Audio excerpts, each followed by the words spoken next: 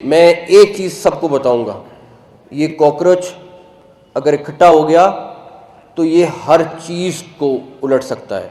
उसके लिए ज़रूरी है उनकी ख्वाहिश इससे पहले कि वो ज़ाहिर करें हमें पूरी करनी चाहिए, और उनकी ख्वाहिश सिर्फ ये है, सिर्फ एक चीज़ के ऊपर है कि हमें मेरिट पे जॉब चाहिए और जॉब अपॉर्चुनिटीज़ चाहिए। वो आपसे कुछ और नहीं मांग रहे, वो आपसे कोई टैबलेट या 2-4 हज़ार रुपया महीना नहीं मांग रहे, वो 2-4 हज़ार डॉलर महीना कमा सकते हैं, सिर्फ आप उनको अपॉर्चुनिटी दे दें।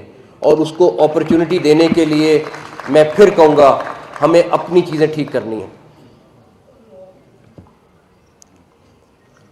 जहाँ तक रही फेडरल निज़ाम की बात, मैं सिर्फ एक मिसाल देना चाहता हूँ। आप हर बंदा जो इस हॉल में बैठा हुआ है वो अपना घर चलाता है। कौन सा घर है जो पहले दिन महीने का जब शुरू होता है तो वो कई लाख रुपया मकरूज हो और उसके बाद उसको कहें कि आप घर चला लो? वो घर चल ही नहीं सकता। अब इस फेडरल गवर्नमेंट का हाल ये है कि हम जब अपना बजट बनाते हैं तो वो नेगेटिव में बनाते हैं, और हम बात ये करते हैं कि इस साल कितना कर्जा लेना है।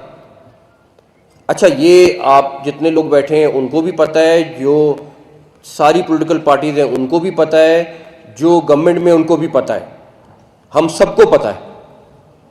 लेकिन क्या हमारा फर्ज नहीं है कि अगर ये चीज़ है तो हम उसको ठीक कर लें? हम ठीक नहीं करेंगे, हम कर्ज और लेंगे, हम चीज़ ठीक नहीं करेंगे।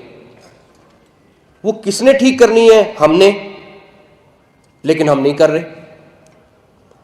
आपका हर साल कर्जा बढ़ता जा रहा है, चाहे उसको जिस तरह मर्जी आप बैलेंस करें। आप 14-14, 16-16 घंटा काम करने वाला वजीर आज़म जो मर्जी कर लें, जब तक इस सिस्टम को रीसेट नहीं करेंगे आप, उसके लिए जैसे भून साहब ने बात की कि तमाम पॉलिटिकल पार्टीज को एक कमरे में बैठना पड़ेगा, चाहे वो एक दिन बैठें, चाहे वो एक महीना बैठें, चाहे वो उसको एक साल बैठें। उनको इन नए यूनिट सूबों से लेके अपने मुल्क का एक एक इशू बैठ के सेटल करना पड़ेगा। जब तक ये लोग नहीं करेंगे, जब तक ये इकट्ठे नहीं बैठेंगे और इस चीज़ को तब्दील नहीं करेंगे, ये मुल्क इसी हालत में रहेगा। आप जितने मर्जी सेमिनार कर लें, जितने मर्जी फंक्शंस कर लें, जितनी मर्जी दफ़ा इकट्ठे हो जाए। गौर साहब, आप चीज़ को यूँ लेके जाएंगे, फिर 3 साल बाद फिर वापस नीचे आएगी। आपने देख ली, अपने आंखों से देख ली। आप शहबाज शरीफ साहब के मुतल्लिक के मैंने आंखों से देखा है, वो 12-14 घंटे काम करते हैं। मैं आपको बताऊं, वो 18 घंटे भी कर लें, हम सिर्फ फायर फाइटिंग कर रहे हैं, हम और कुछ नहीं कर रहे। अब ये आप लोगों की हिम्मत है, ये उन तमाम पॉलिटिकल पार्टीज़ की हिम्मत है कि ये इकट्ठे हों, आप लोग उनके साथ। वरना बिजनेसमैन भी यूं ही नुचड़ता रहेगा।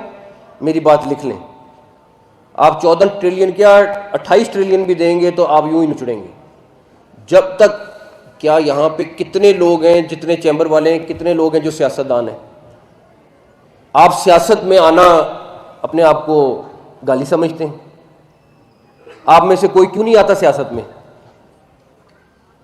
क्यों नहीं सियासी निज़ाम में आए? खुद आप सारे इकट्ठे हो जाएं तो क्या चीज़ नहीं हो सकती। तो तनवीर साहब, गौर साहब और तमाम लीडरान जो यहां मौजूद हैं, आप लोग फंडिंग करने को तैयार हैं, लेकिन आप लोग इस आवाज़ को उठाने के लिए तैयार नहीं है कि हमें ये चीज़ चाहिए। हमें अपने इलाके में इंतज़ामी यूनिट या सूबा चाहिए, हमें ये फैसिलिटीज़ चाहिए, हमें ये चीज़ें चाहिए। हाँ, इलेक्शन से पहले आप सबकी याद सबको आ जाएगी, फिर आप लोग सारी मीटिंग्स भी करेंगे और जाएंगे, और आपको होगा कि अच्छा, अब इस दफ़ा इसने हुकूमत में आना है तो अच्छा इस दफ़ा इसको एक्स नहीं वाई अमाउंट कर दें। आप लोगों को अपने लिए खुद खड़ा होना पड़ेगा, वरना ये सेकंड समिट कर लें, थर्ड कर लें, फोर्थ कर लें, अल्लाह ताला खैरियत रखे, ये इसी तरह चलते रहेंगे, ये इसी तरह सारी चीज़ें होती रहेंगी। तो मैं आप लोगों से ये रिक्वेस्ट करूँगा कि जो बाकी चैम्बर्स ने बातें की, जिनको मैंने सुना, जो बाकी हमारे पैनल वालों ने लोगों ने बातें की, सिर्फ कहना मकसद नहीं होना चाहिए। अगर सवात वाला या चुनियोट वाला उसको अपनी लीडरशिप वहाँ पे मिलेगी, मैं गारंटी करता हूँ 50% लोग आप लोग ही वहाँ के वज़ीर आला या वहाँ के एडमिनिस्ट्रेटर्स होंगे, क्योंकि जो सलाहियत आप में है, आप 10 रुपये को 100 रुपये बनाना जानते हैं, आप 100 को 1000 बनाना जानते हैं। ये सलाहियत जो है ये बिज़नेस कम्युनिटी के अंदर होती है, और बिज़नेस, हुकूमत चलता ही बिज़नेस से है। और एक चीज़ और क्लियर कर लें कि किसी ने ये बात की और मेरा ख्याल है कि ये बहुत क्लियर बात है कि जब तक आप बिजनेसमैन को इस मुल्क में लीडिंग रोल में नहीं लाएंगे, जब तक आप बिजनेसमैन को बिजनेसमैन गाली ना समझें, ये इतने पैसे क्यों कमा रहा है, हमें खुश होना चाहिए कि एक्स ग्रुप है जो हमारे लिए इतना बड़ा ग्रुप है और इतने पैसे कमा, हम कहते नहीं ये तो इतने बिलियन का प्रॉफिट कर गया, ये तो चोर है। हमारा मसला ये है। और क्या किसी दुनिया के किसी जगह पे ये हो रहा है कि हम कोशिश करें कि अपने मुल्क की अपने सूबे की आबादी बढ़ाएं? हमारे यहाँ हो रहा है, हर सूबा कोशिश कर रहा है आबादी ज़्यादा हो ताकि फेडरल गवर्नमेंट का रिसोर्स ज़्यादा आए हमारे पास ज़्यादा रिसोर्स आएगा, हमारे पास ज़्यादा पैसा आएगा। ये निज़ाम का हिस्सा है, लेकिन हम में से कोई तब्दील नहीं करेगा। हम सारे कह रहे हैं हमारी आबादी 25-30 करोड़ रुपए से आबादी ज़्यादा चली गई है, लेकिन मुझे सिर्फ एक चीज़ बता दें, आप सारे यहाँ बैठे हैं, कौन कोशिश कर रहा है कि आबादी को रोकें?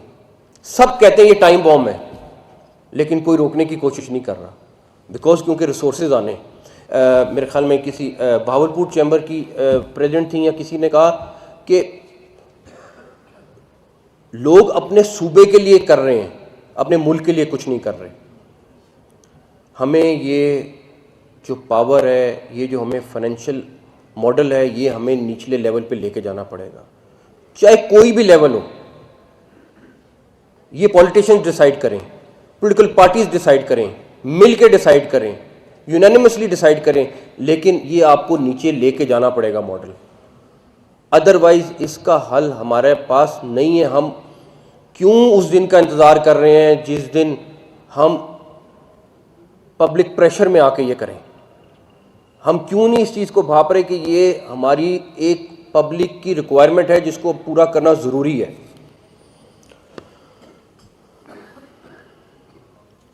अगर आपका गली का निज़ाम ख़राब है और एक गली 10-10 दफ़ा बनती है, हम उस निज़ाम को क्यों नहीं ठीक कर रहे? हमें पता है गली 10-10 दफ़ा बननी है, लेकिन हमने उस निज़ाम को ठीक नहीं करना है। इस निज़ाम में बहुत अच्छी खूबियाँ हैं, बहुत सारी चीज़ें हैं, हमें उन खूबियों के अलावा उसकी कमियों को पूरा करना है। मैं फिर कहूँगा ये पॉलिटिशियंस आपस में बैठें और डिसाइड करें कि इसमें कहाँ कहाँ फिक्स होने वाली चीज़ है, अपना घर कैसे हमने चलाना है। हम क्यों अपनी भून साहब, फिर मैं उनकी तकरीर को कोट करूँगा क्योंकि बहुत सारी चीज़ें जो मेरा ख्याल है उन्होंने बहुत ज़बरदस्त कही हैं कि क्यों सिर्फ हम अपनी पॉलिटिकल पार्टीज़ की सोच तक रह गए। और इस निज़ाम को रीसेट करने के लिए मैं रिक्वेस्ट करूँगा हर पॉलिटिकल पार्टी से, चाहे वो अपोजिशन की है चाहे वो गवर्नमेंट की है, कि खुदारा इस मुल्क के लिए एक तरफ अगर आपको एक शख्स मेहनत करके इंटरनेशनली इतना ऊपर लेके जा रहा है, खुदारा अपना इंटरनली निज़ाम भी ठीक कर लें ताकि अगले इलेक्शन से पहले आप उस ट्रैक पे चढ़ जाएं जहाँ से हम तरक्की कर सकते हैं। हम अभी गोल्ड की बात कर रहे थे फवाद साहब, हम हेल्थ, एजुकेशन और जस्टिस सिस्टम की बात कर रहे थे मियाँ साहब, ये सब चीज़ें करते रहेंगे। भारत में 14 सूबे थे जब वो बना, आज 29 हैं। इंडोनेशिया में मेरा ख्याल है 38 हैं सूबे। तो उनको जो मर्जी नाम दे दें। मैं कहता हूँ पॉलिटिशियन जिस तरह चाहें उस तरह कर दें, बट उसके लिए आप लोग इकट्ठे हुए, बिजनेसमैन इकट्ठे हुए। आपकी पीआईए बाहर जा रही थी, किसी बाहर की कंपनी ने ख़रीदना था, आप सब ने इकट्ठे हुए, आपने ख़रीद ली और उसको आज एक सही ट्रैक पे लेके जा रहे हैं। मेरा ये बड़ा यकीन है कि इंशाल्लाह ताला 3 साल बाद ये जहाँ खड़ी होगी, हम इमेजिन भी नहीं कर सकते। तो अगर आप लोग ये कर सकते हैं तो क्या इस चीज़ को ठीक नहीं कर सकते? आप लोग कर सकते हैं। तो इसलिए आप लोग प्लीज़ इस पे। उसके बाद सबसे बड़ी बात, भून साहब अगर आप लोगों का साथ दे रहे हैं, लॉयर कम्युनिटी साथ है, तो फिर मेरा ख्याल है कि कोई चीज़ ऐसी नहीं जो नामुमकिन हो या पॉसिबल ना हो।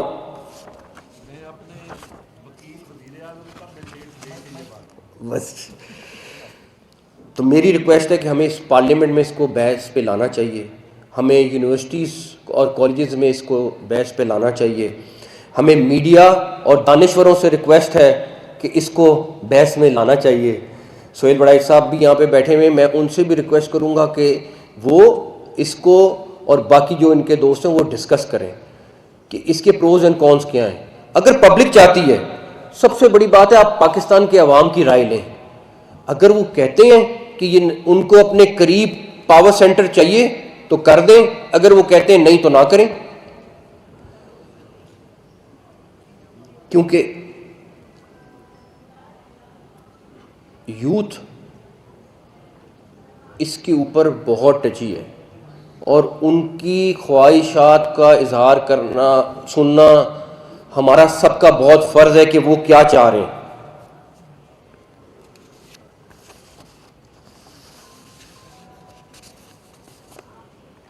आखिर में मैं सिर्फ आप लोगों से ये वादा कर सकता हूँ कि बिज़नेस कम्युनिटी, सारी लीडरशिप, सारे लोग बैठे हुए हैं, लॉयर्स कम्युनिटी, आप लोग जिस तरह चाहेंगे मैं आप लोगों के साथ खड़ा हूँ, आप लोगों की पूरी सपोर्ट पे खड़ा हूँ और जिस हद तक कहेंगे मैं बाहर निकलूँगा आप लोगों के साथ और आप लोगों को सपोर्ट करूँगा। जो चीज़ इकट्ठे मिलके कर सकते हैं हमें करनी चाहिए। ये अपॉर्चुनिटीज़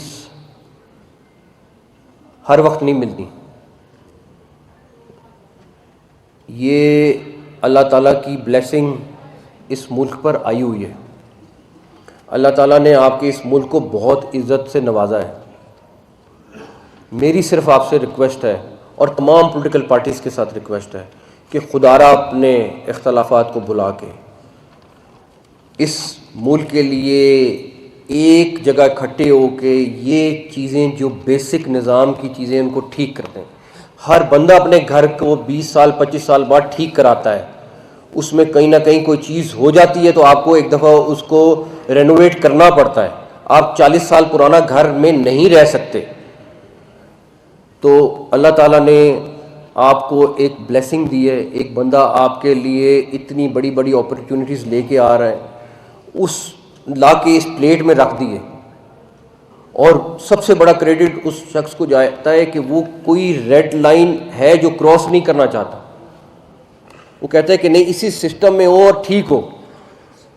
अब ये हम सबका फ़र्ज़ है कि हम मिलकर, सियासतदान मिलकर, लॉयर्स मिलकर इस चीज़ को रीसेट करें और मुल्क को, जिस हर एक की ख्वाहिश है, जो जो आपने अपनी अपनी डिज़ायर कही, उसको पूरा करें। और मुझे बड़ी उम्मीद है कि इंशाअल्लाह ताला अगर हम सब मिलकर कोशिश करें तो ये ज़रूर होगी। आप सबका बहुत बहुत शुक्रिया।